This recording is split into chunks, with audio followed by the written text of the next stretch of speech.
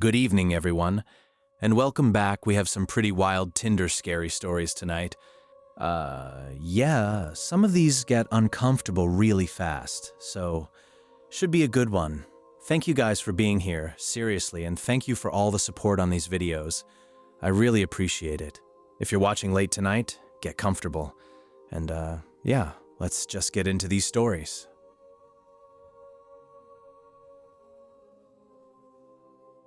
A few hours after it happened, I was sitting at the kitchen table in our flat in East London, checking my banking app again. I think it was the fourth time. The transfers were still there, obviously. Same amounts, same timestamps, all authorized from my phone. The front door was locked.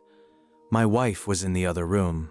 As far as I knew, the two people who had taken the money were nowhere near me. I still didn't call the police. I need to say this early, because otherwise the rest of it doesn't really make sense.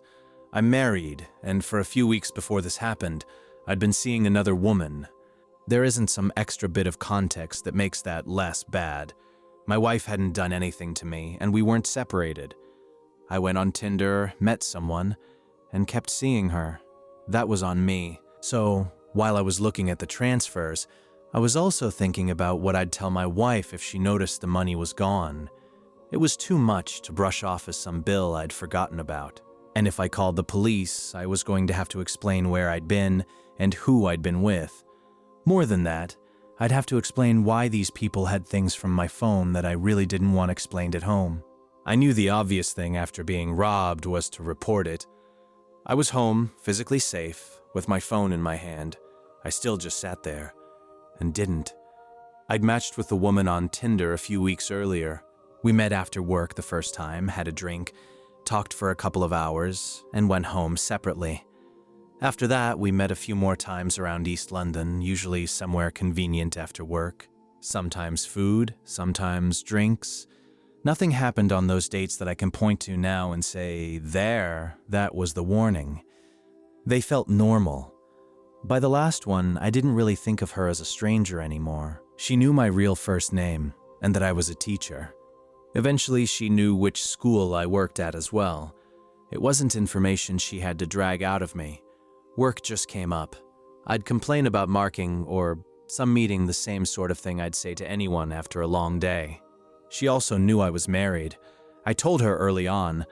I know that sounds like I'm trying to claim points for honesty. I'm not. I only mean she knew the situation. The messages got more sexual later. I'm not going to go into what was said. I sent her a few photographs I shouldn't have sent, and she sent things back at the time. It didn't feel like some important decision I was making. It was just part of the affair. My phone was my normal phone, too. I used it for work, banking, and everything else. The last time we met, the evening itself was normal. When we left, she said a friend of hers was nearby in a car. I didn't think much of it.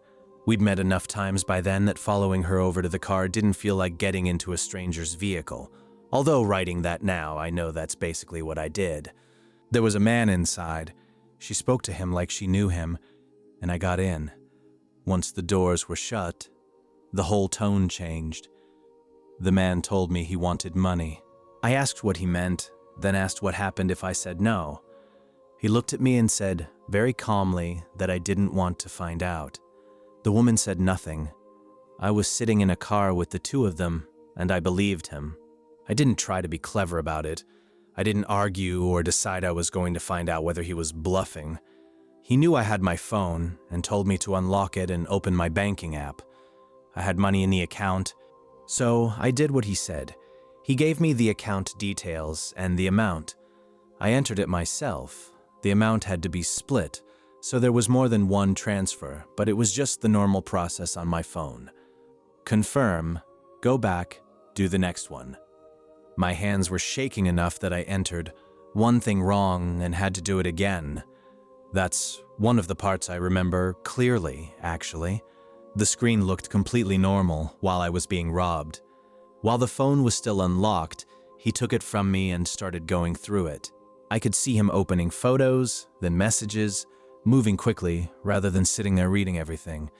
The woman already had the pictures I'd sent her, so at first, I didn't understand what he was doing. Then he found things I had never sent her. Some were photos, some were in message threads. He selected several and sent them to her phone while mine was still open. I don't know if they'd planned to do that from the start, or if he just realized there was more he could take once he had access. By then, the transfers had gone through, and he'd finished sending the extra material. He gave me my phone back. I held it for a second because I was still expecting another demand. Instead, he told me to get out. I had the phone. The door was open. Once I was outside, nobody was physically stopping me from leaving.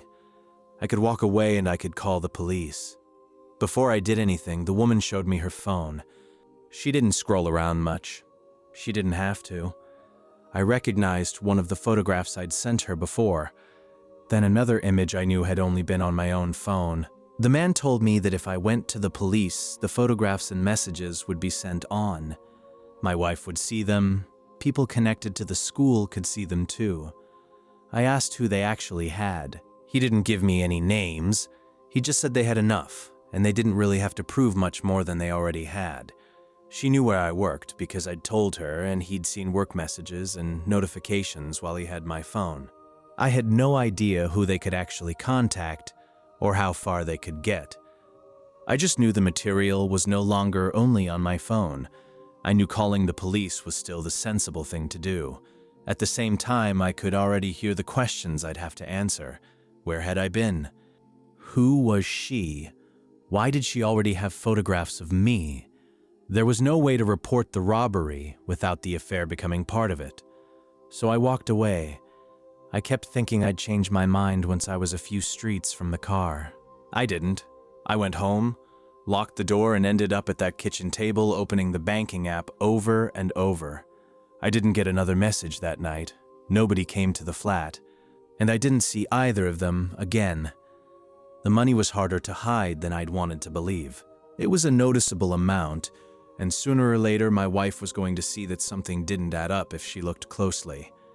I gave her an incomplete explanation about money I'd moved and a payment I'd had to deal with. I kept it vague, because the more I said, the more I was going to have to remember later. I went into school as normal. I taught, answered emails, and spoke to people the same way I did every day. Nobody treated me differently because, as far as I knew, nobody there had received anything. That didn't stop me thinking about it. I don't know that I would have lost my job. I don't know what the school would have done or what colleagues or parents would have thought if the whole thing came out. I just knew that once those pictures were sent, I wouldn't get to control who saw them first or how I explained any of it. I haven't tried to find the woman, and I never reported the robbery. I can admit my own choices gave them something they could use against me.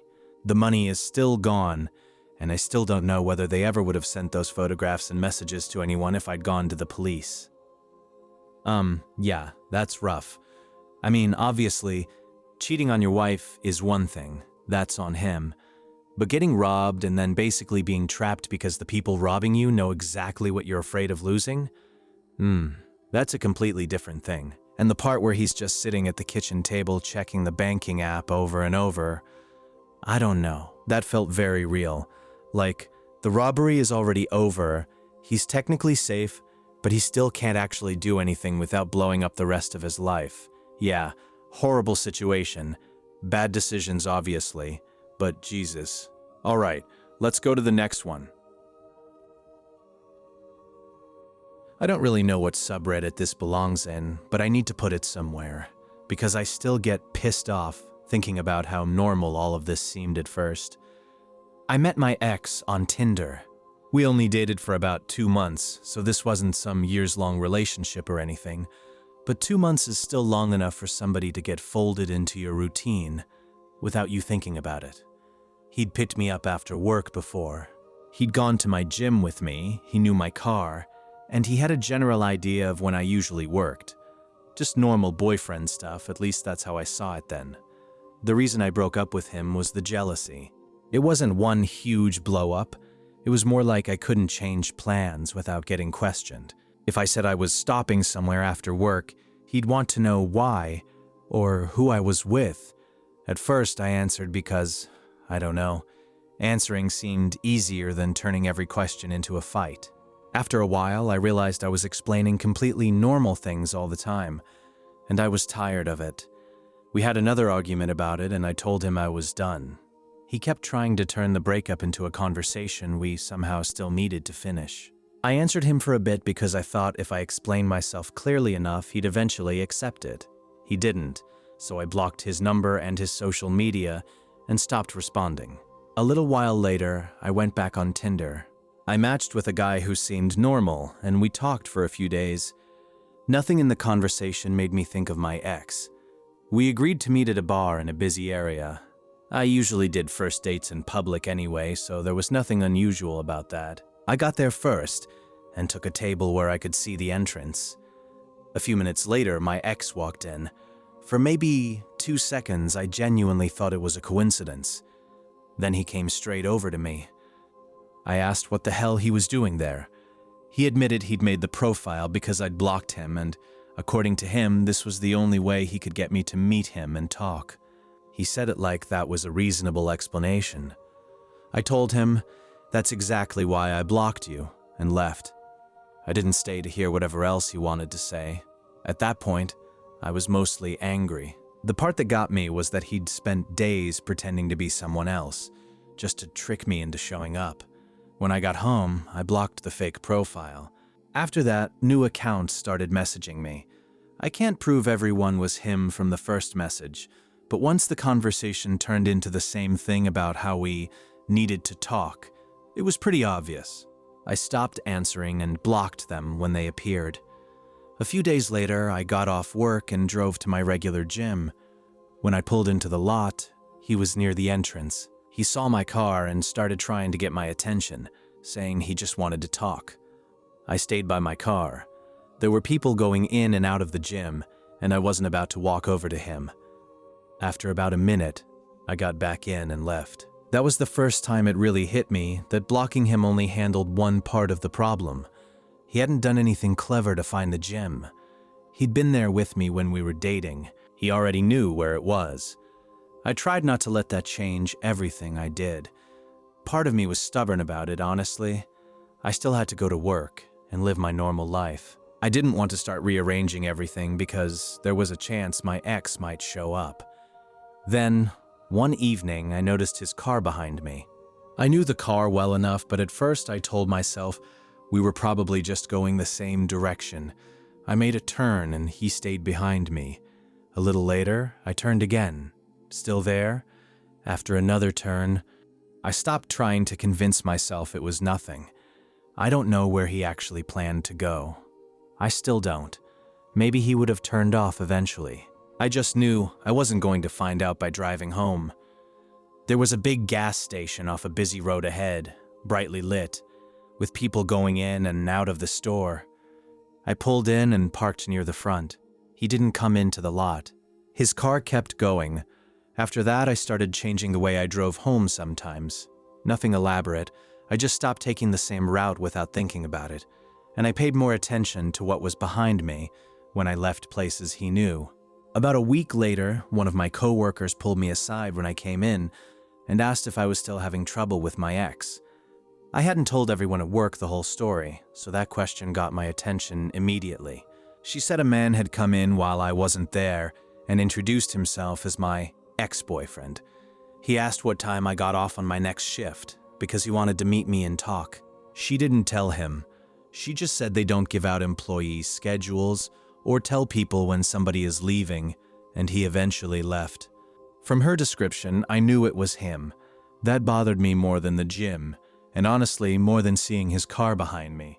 At the gym, I could leave. On the road, I could turn somewhere else. Work was different, because I had to keep showing up there. And this time, he wasn't just using something he already knew. He was trying to get the missing part from somebody else. I went to my manager and explained what had been happening. I also told the people I worked with most that if he came in or called, they weren't to tell him whether I was there or when I got off.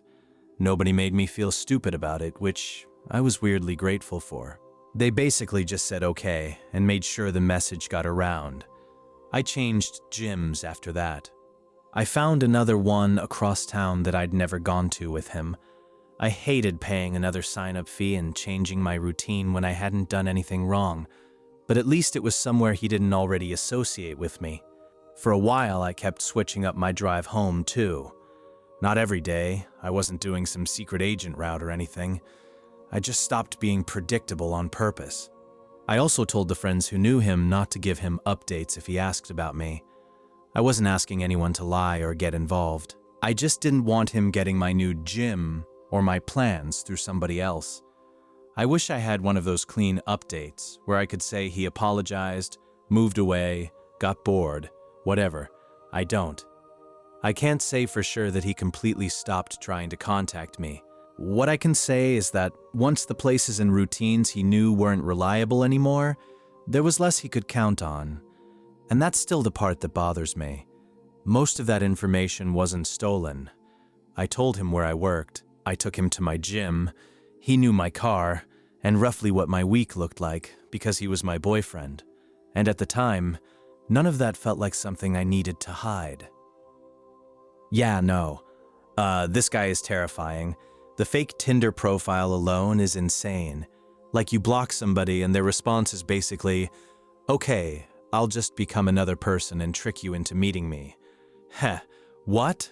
And then the gym, following her car, showing up at her work and trying to get her schedule. That's the point where it's not somebody having trouble accepting a breakup anymore. He's actively trying to remove every way she has of avoiding him. I was really glad the coworkers didn't give him anything, though. Seriously. Yeah. Let's keep going. This happened a while ago, when I was still using Tinder around the Columbus suburbs. I matched with a woman who lived close enough that meeting up wasn't a big deal, so we picked a casual restaurant in one of those shopping centers. We met after work, talked for maybe an hour and a half, got separate checks, and that was pretty much the date. It was fine. That's honestly the best word for it. She was easy to talk to, nothing felt off, but there wasn't much chemistry either, at least not on my end. I didn't get the impression she was having the time of her life, so whatever. We finished around 9 and walked out together. We'd driven separately. My car was closer to the restaurant, and hers was farther out, so I walked with her toward her car before I was going to cut back to mine. I figured we'd say goodnight, maybe text later, maybe not, and go home. The parking lot wasn't empty. There were still cars moving around and people coming out of places. Her row had thinned out a little, though, and that's why I noticed the guy standing near her car before we got all the way over there. She slowed down when she saw him. I asked, "You know him?" She said, "Yeah, that's my ex." He heard that and said, "Don't call me your ex." So now I'm standing there thinking, okay, apparently there's a whole situation here that I know nothing about. He wasn't really focused on me at first. He wasn't squaring up with me or acting like he'd been waiting there to fight whoever she was on a date with. He was mad at her. He started asking why she was there with another guy and why she hadn't answered him earlier. She told him they were done. He said they weren't, or not the way she was making it sound. The argument got confusing fast. I wasn't standing there taking notes, obviously, and I still couldn't tell you exactly what the deal was between them. From what I picked up, they'd broken up before and gotten back together. They were still texting. She kept saying that didn't mean they were together. He brought up things she'd said about talking again and some promise or agreement between them. Then I found out he knew she was at that restaurant because she'd mentioned it to him earlier. That part annoyed me more than anything. Not because she had an ex. Everybody does. It was that this clearly wasn't as simple as some random ex showed up, and none of it had come up during the hour and a half I'd just spent sitting across from her. He kept telling her they needed to talk without me there. He wasn't saying it like a threat to me. It was more like I was some guy who had wandered into an argument that he thought had nothing to do with me. At one point, he looked over and said something like, "Man, can you just give us a minute?" Then he went right back to her. She kept saying they weren't together, but then he'd bring something up and she'd start explaining what she'd meant when she told him this, or promised him that. Every answer made me understand less. and I'd known this woman for maybe 2 hours. He clearly knew her a lot better than I did. I had no idea who was leaving out what, and I wasn't about to stand there and referee their relationship in a parking lot. So I told her, "I'm not getting in the middle of this. You need to get this figured out before you're going on dates with other people." Not my finest line, maybe, but I was irritated. I'd gone out expecting a normal Tinder date, and suddenly I was listening to two people argue about whether they were even broken up. At that point, I didn't think I had a reason to stay. He hadn't threatened me, he hadn't touched her, she hadn't asked me for help. From where I was standing, it looked like two adults having a really ugly relationship argument, and I was the extra person who shouldn't have been there. So I left. I turned around and started walking back toward my car. I got far enough away that I could still hear their voices, but couldn't really make out the words anymore. I wasn't trying to listen. Mostly, I was just pissed off and wanted to get in my car and go home. After I'd walked a decent part of the way back, I looked over my shoulder. I wasn't expecting anything. I think I was mostly checking to see if she'd decided to leave, too, and was coming my way. She wasn't. She'd moved a few feet away from her car, and while I was looking back, I saw him grab her by the forearm as she tried to move away from him. She pulled her arm free. Then he grabbed her by the hair near the back of her head and yanked her backward toward him. After that, whatever their actual relationship was stopped mattering to me. I didn't care if they'd broken up once or 5 times, or if she'd lied to him, lied to me, or just left out half the story. None of it had anything to do with what I had just watched him do. I turned around and went back. By the time I got over there, she was trying to get away from him again. I told him to let go of her and stepped between them, so she was behind me. I wasn't right up in his face. I kept enough room between us that I didn't have to be touching him, but I was close enough that he couldn't just reach around me and grab her again without coming through me first. He told me to move, then tried to step around me, so I moved over with him. He shoved me with his shoulder, hard enough that I took a step back. I shoved him back once, just enough to get the space back. My hands were shaking a little by then, which I remember because I was trying not to do anything stupid with them. I wasn't looking for a fight. I just stayed between them. For a few seconds, neither of us moved any closer. He kept talking past me to her, telling her to tell me to leave, and saying this was between the two of them. I told him I didn't care what they had going on. I wasn't moving. He stepped to one side, so I shifted with him. Then he tried the other side, and I did the same thing. I had no idea what he was willing to do, and that was the part that had me wound up. He'd already put his hands on her. I didn't know if he'd hit me next, or just keep arguing. So I kept some space between us whenever he stopped moving, and made sure she stayed behind me. She took out her phone and said she was calling her brother. The guy started arguing about that too, asking why she needed to bring somebody else into it. She didn't really engage with him. She got someone on the phone, told him where she was, and said she needed him to come get her. I didn't even know she had a brother until then. She said he was close. That was good enough for me. At that point, all I really had to do was keep this guy from getting back to her until somebody she actually knew showed up. The next 10 minutes or so were probably the strangest part, because not much happened, but it didn't feel calm at all. He'd talk for a while, mostly to her over my shoulder. Then he'd stop and look at me. I got the feeling he expected me to eventually decide this was too much trouble and leave, though obviously I can't know what he was thinking. I just kept my position. He didn't hit me. I didn't touch him again. And yeah, standing there felt stupid in a way. Not because I thought I should leave, but because I didn't really know what I was supposed to be doing besides standing in the way. I wasn't there to settle their relationship argument. He could walk off whenever he wanted. I just wasn't going to step aside and let him get his hands on her again after I'd already seen it happen. Eventually, she looked past me toward the lane between the rows and said, "That's him." A car was coming toward us. She recognized it before I did. It pulled in, and once it stopped, she moved around behind me and went toward it.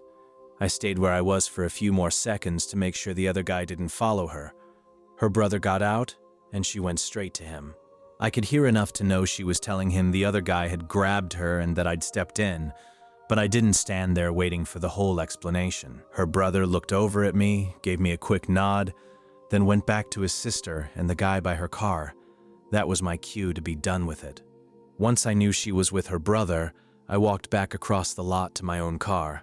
When I was leaving, I checked the mirror long enough to see her getting into her brother's car, and then I drove home. She texted me later that night. It wasn't some huge message. She apologized for putting me in that situation and thanked me for coming back. I told her I was glad she was okay, but I also told her I wasn't interested in seeing her again. She said she understood. I never found out what happened between her and that guy after that, and I never tried to. I was still irritated that I'd somehow ended up in the middle of a situation nobody had bothered to tell me about, but once I'd seen him grab her, I couldn't keep walking away and tell myself it wasn't my problem anymore. Okay, this one, I understand why he walked away at first. I really do. You've known this woman for 2 hours. Suddenly her ex is standing there, they're arguing about whether they're even actually broken up. I mean, what are you supposed to do with that? But the second he turns around and sees the guy grab her hair, yeah, completely different situation. And I actually liked that he didn't suddenly try to be some action hero about it. He just stood there, kept himself between them, waited until her brother got there. That's probably the smartest thing he could have done. Still, a terrible first date though. Heh, absolutely not getting a second one. All right, next story. I'm posting this because I'm still kind of pissed about the whole thing, and every time I tell somebody what happened, I realize how stupid it sounds from the outside. I met this guy, Evan, on Tinder. We'd been seeing each other for maybe 3 weeks. Nothing serious. We'd gone out a few times and texted most days, so he wasn't a total stranger anymore, but he definitely wasn't my boyfriend. At some point on one of those earlier dates, he mentioned that he'd been married. I don't even remember how it came up. I asked if the divorce was still going on, and he said no, it was done. Finished. I know somebody is going to say I should have asked more questions, but honestly, what was I supposed to do? Ask for paperwork? We were casually dating. He said he was divorced, so I believed him. Anyway, on this particular night, we met at a small restaurant in a shopping area near where I live. Just a normal, casual place. We drove separately and met inside. There were people at a few tables around us, and the employees were going back and forth near the front. Nothing about it felt private or sketchy, which is part of why this got so out of hand so fast. We ordered, and were talking like normal, when Evan started getting distracted. He glanced toward the entrance a few times while I was talking, not constantly, just enough that I noticed. I asked if he was waiting for somebody, half joking, and he said no. Maybe a minute or two later, this woman walked straight toward our table. She wasn't looking at me, she was staring at him. Evan, what the hell are you doing? He just froze, and I mean in a way that told me immediately this wasn't some stranger with the wrong guy. He didn't look confused or ask who she was. He looked caught. Then she said something like, "You're sitting here with another woman while you're still married to me?" I looked at him because I genuinely thought there had to be some explanation. He'd told me his divorce was finished, not separated, not it's complicated. Finished. He didn't correct her. The woman was Rachel, his wife. I got her name because Evan finally said it while trying to get her to lower her voice. She started demanding to know who I was and why he'd told her he was somewhere else. I was basically sitting there trying to catch up because 30 seconds earlier I thought I was on a normal Tinder date. From what Rachel was saying, they still had family location sharing turned on. Evan had told her he was doing something else that night. Then his location showed him at this restaurant. So she drove over and found him sitting across from me. I looked at Evan and said, "You told me you were divorced." He would not give me a straight answer. He kept telling Rachel they could talk somewhere else and telling us to calm down, which, sorry, was pretty rich coming from the one person at the table who actually knew what was happening. Rachel asked again who I was. Evan said my name, but he never said I told her I was divorced. He never told Rachel that I thought their marriage was already over. He just kept trying to get out of the conversation. By this point, people at the nearby tables were watching. Evan noticed. He stood up and said, "I'm not doing this here." Rachel called after him, but he was already heading toward the front. And then he just left. That part still makes me angry. He walked out and left me sitting there with his wife, who clearly thought I had knowingly been sleeping with her husband. Rachel turned back to me and asked how long I'd been sleeping with him.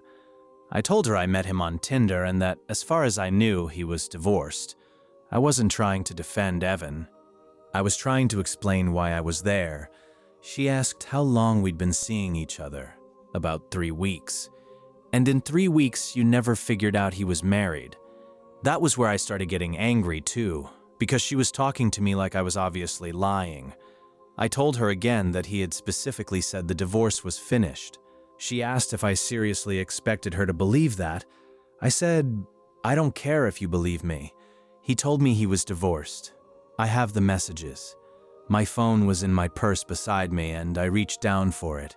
In my head, this was still an argument I could clear up.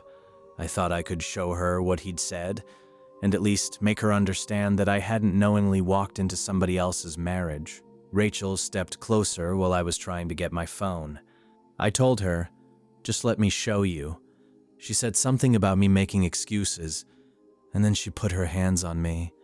I honestly don't know if the first thing she did was shove me or grab me. It happened too fast. I tried to stand up, hit the edge of the table, and my chair caught behind me. Before I could get my balance, she hit me in the face. I threw both hands up. I was trying to push her away, but I couldn't really get my feet under me because I was wedged between the chair and the table. She hit me again and grabbed a fistful of my hair. At that point, I wasn't arguing anymore. I was just covering my face and trying to shove her off me. A couple of people got to us almost immediately. I heard chairs scraping, then a guy from the next table grabbed Rachel around the arms, while one of the employees got between us. Somebody pulled my chair back enough that I could finally stand. Rachel was still yelling, but she couldn't reach me anymore. My lip was bleeding and the whole left side of my face hurt. The area around my eye already felt tight, and my scalp burned where she'd pulled my hair. I was shaking, which was embarrassing with a bunch of strangers staring at us, but I couldn't really stop it. I looked toward the front for Evan. He was gone. Rachel was still saying I knew exactly what I was doing, so once I could think straight again, I went back to what I'd been trying to do before she hit me. I got my phone out and opened Tinder. I had to scroll back through the usual messages about meeting up and when we were both free. Then I found the conversation. It was from before that night, and the date was right there. I'd asked about his marriage after he mentioned it, and he had told me the divorce was finished. I held the phone out and told Rachel to read it. One of the employees stayed between us while she stepped close enough to see the screen.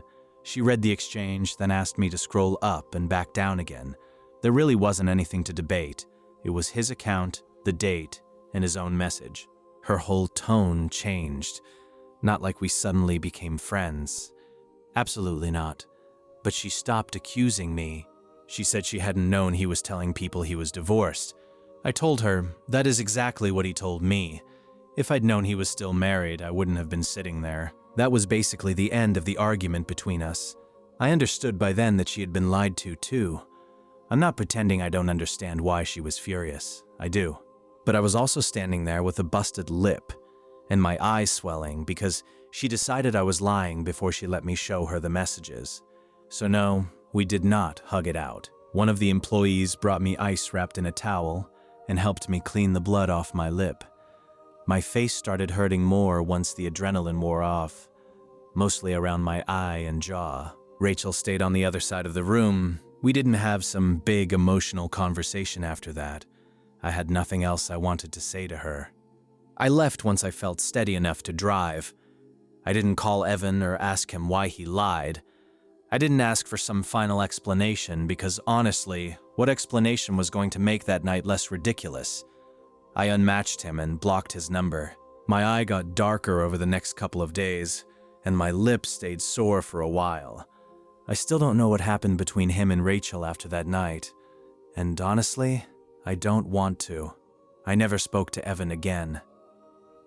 Wow. So this guy lies to his wife, lies to the woman he's dating, gets caught, and then just leaves. He just walks out of the restaurant and lets the two people he lied to deal with each other. That's incredible. Heh. And I understand the wife being furious, obviously. But hitting somebody before even letting them show you the messages? No. Especially when the person who's actually responsible is conveniently disappearing through the front door. The worst part is she finally sees the messages and realizes, oh yeah, he lied to both of us. Just an absolute disaster created by one guy who apparently wanted no part of the disaster once it arrived. Yeah, that's a crazy one. Alright guys, that's the end of the stories for tonight. Thank you so much for watching all the way through. I hope you enjoyed this one. These were a pretty strange batch. Let me know which story got you the most, because I think I know which one bothered me the most, but I'm curious what you guys think. And again, thank you for being here and for supporting the videos. It really does mean a lot. That's it for tonight. Good night, everyone, and sweet dreams.